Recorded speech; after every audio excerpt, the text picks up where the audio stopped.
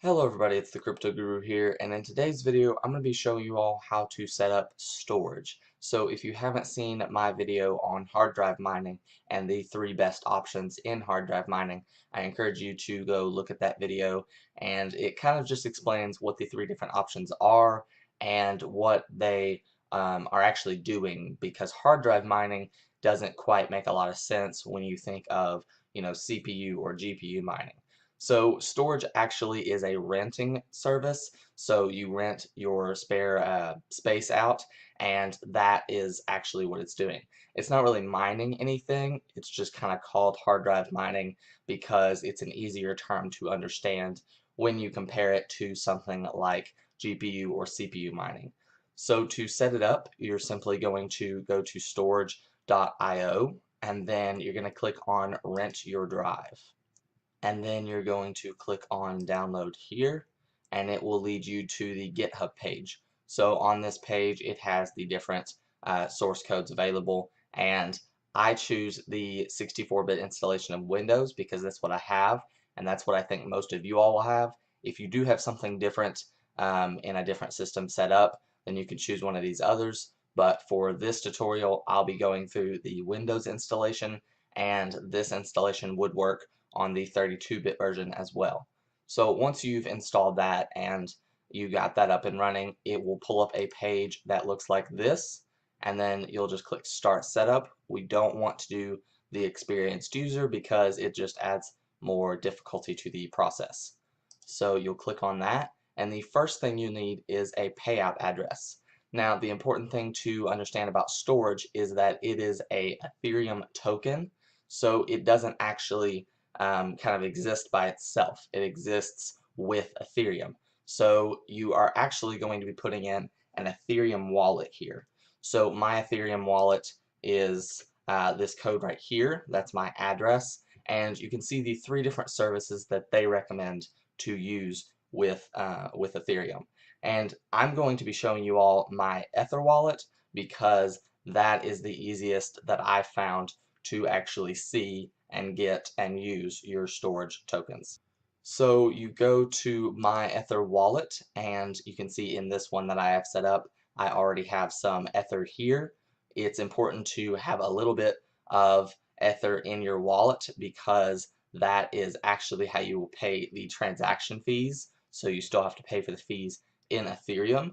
I think that system's a little broken in my opinion, but that is how you have to pay for them, at least with my Ether wallet. I'm not sure if that's universal or not, but that's what I've experienced when sending Storj from my wallet.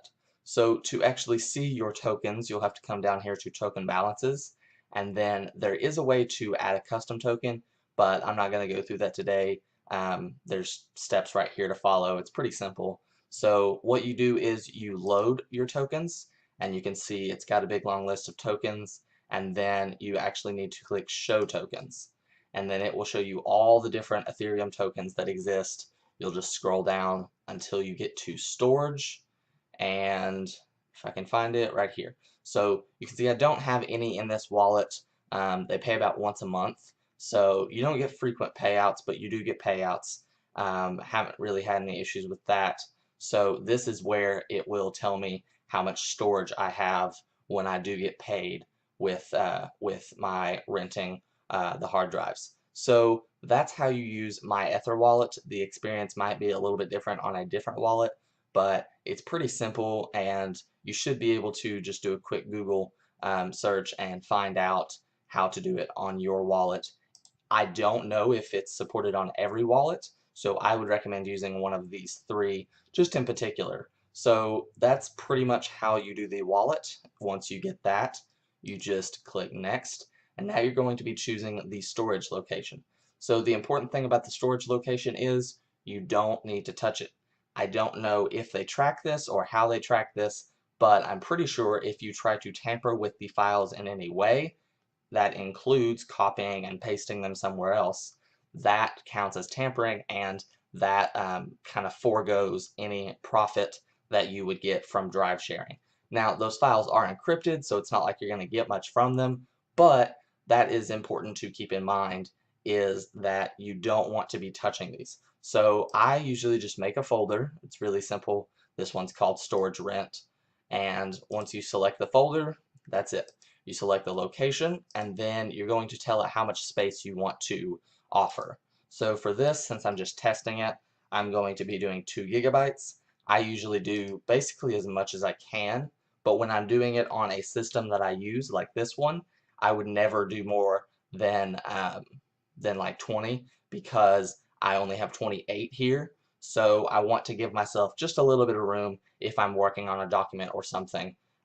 So keep that in mind when you're using a system of your own that you actually like use on a daily basis. You don't want to offer too much of your space because editing it is possible, but it's a little bit annoying. So that's what you do with the storage allotment here, and then you're going to set your connection settings. Now, this 4000 port may work for you, but what I like to do just to make sure is I click random. So it just gives a random port, and if it doesn't work, it will send you back to this page. The only reason it won't work is if that port is currently in use for something. So I'm just going to do random, and usually I wait till I find a number I like, but there's really nothing that is too important about any of that.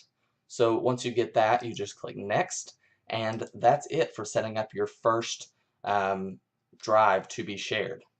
If you want to add any more drives, you can simply go up here and it will send you through a very similar process minus your payout address. So the numbers here you may see are quite different. They change frequently, and I'm going to go through what those mean. So the uptime is obviously how long your drive has been shared. So right now I just made it, so it's only been online for about 30 seconds or so. And then there's also peers. So peers, I believe, is how many people you've connected to or something of that nature. So it's not really an important number. It doesn't go up a whole lot once you've been sharing for a little bit, and it's not really that important in general. The bridges is also not super important. Really, what you need to know is if you're on connected to bridges doesn't really matter a whole lot. And then you do need to know what the shared means though. So if you hover over any of these, it gives its explanation, but I'm just going to go through these and kind of give my explanation. So shared is the amount of storage that is actually used by the people you're sharing it with through the storage network. So that is the number that is actually being used, and you only get paid for what is actually being used. Now, they won't start using your storage right away because you have to prove that you're a reliable host. So there's a few different ways to do that. The biggest one is that your uptime has to be, really long, basically. I've only been up for 3 minutes, so I'm not a reliable host. They're not going to choose me first when they are, needing some extra space to store things on. If your restarts are really frequent and you have to restart like every day, that's not going to be good either. You want to leave this open and you want to just have it running and it work. So if you have to frequently restart it, if your up times are really low, then you're not going to be a reliable host, and you're probably not going to get any of your storage shared. And then the last thing is your delta. Your delta is basically the time difference between their time and what your time is reporting. And if that's not within 500, then they won't even use you. So you want to make sure that's low. And unfortunately, Windows is really bad at keeping this time. So you'll actually need to download a software called NetTime.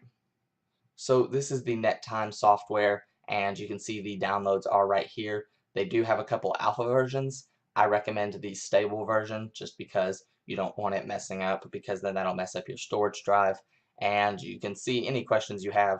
They have a whole big page with a bunch of different things on how to use it. But it's pretty simple, and I'm going to walk through a little bit of using it. And if you do want to, you can donate to them there, but it is a free program.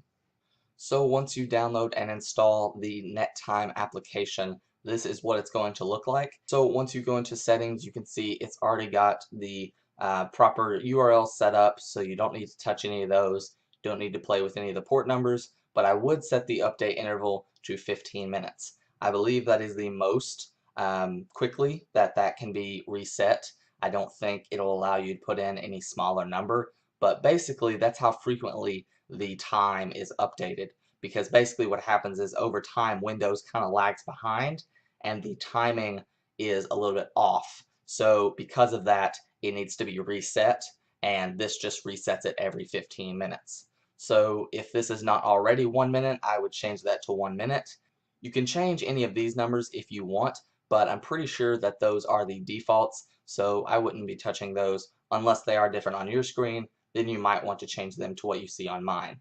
So after that is all set up, you just click OK, and then what you'll do is click Start if it doesn't automatically start like mine did, and then you can see that it automatically says the status is good.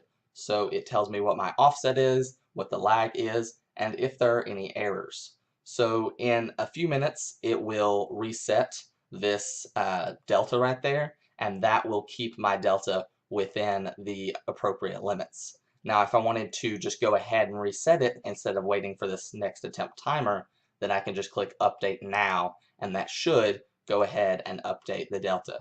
So you can see that my offset is now 0 on here, the lag changed as well, and this should update here in a little bit, because this is actually what Storj is reporting, so that might take a minute or two for that number to update.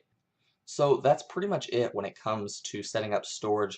It's a pretty simple program to use, and it can earn you some good money if you have some spare hard drives lying around, or if you have some extra space that you're not using.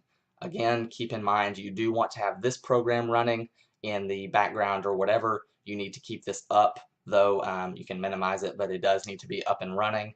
And then your computer obviously needs to stay on 24/7. However, net time does not. It does need to be running 24/7, but I can click this here and it's actually still running in the background. You can view it down here in your little icon bar. But that's pretty much it. Thank you all for watching. Be sure to like and subscribe, and let me know what you want to see next down in the comments.